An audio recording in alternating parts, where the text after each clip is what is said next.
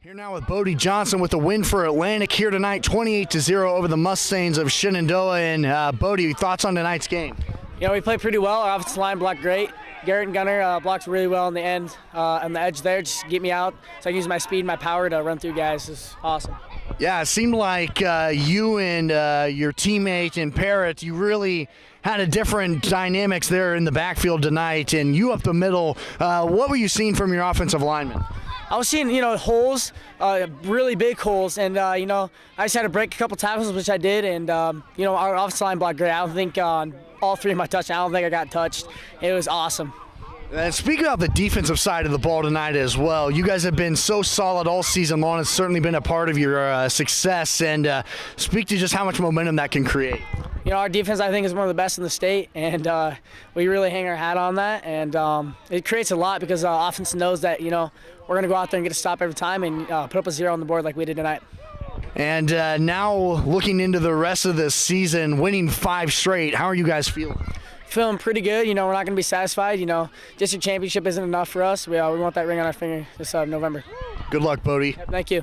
Here now with Coach Mike McDermott after the win. And Coach, it was a slow start for you offensively, but there in that second half, you really picked it up. What were your thoughts on tonight's game?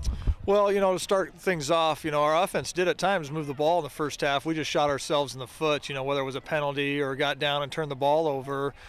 We had, 2 or 3 turnovers that first half. But I think the difference tonight was, our defenses showed up each and every week. They did so tonight. And then, our offense came alive. We made a couple adjustments in our trap game, and that paid off for us. And you talked about your defense. Let's talk about it a little bit more because they've just been so solid for you through these past few games. And tonight, that big-time play to get your offense in that third quarter. Speak to that a little bit, if you could. Well, just another senior, Colton Tasto, does a great job for us in practice and, rewards him in a game here. He's working hard and finally gets a ball in his lap, takes it all the way down to the 1. I wish he would have scored, but what a tremendous play for him and our defense. And how does it feel is, like we said, you haven't gotten to play a home game yet to spoil a homecoming here in Shenandoah?